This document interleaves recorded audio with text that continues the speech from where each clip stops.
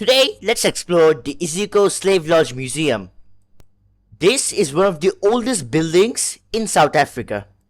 Back when it was first built, it used to house a lot of slaves from different parts of the world in South Africa. As many slaves from countries like even India, Bangladesh and Pakistan used to come here.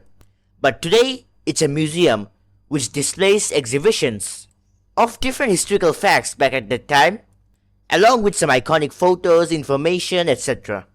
It also shows some history of other countries as well. This building served as a slave lodge until 1811, and it used to house up to 9,000 slaves who worked for different projects of the Dutch East Indian Company, like related to construction, agriculture, domestic work, etc.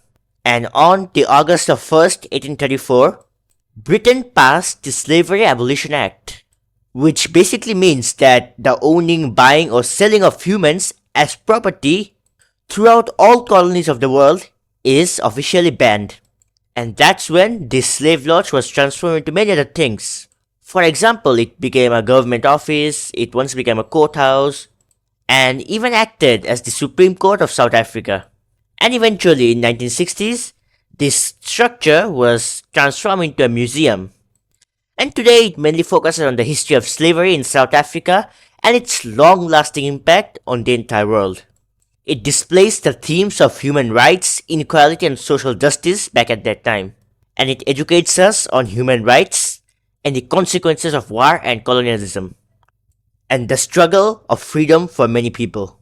It even has some documents and some stories about the slaves back at that time. Today, there is equality in South Africa between different races, which back at that time unfortunately was not the same case.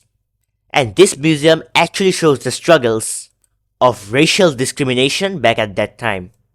And you can also see some stories of Nelson Mandela in here, who is very famous around the entire world. We know him as the first president of South Africa. He was a great activist back at that time and worked tirelessly to bring equality in South Africa. And his name is written with grades, and he is a very respected person in South Africa. He was the first man of color who led South Africa.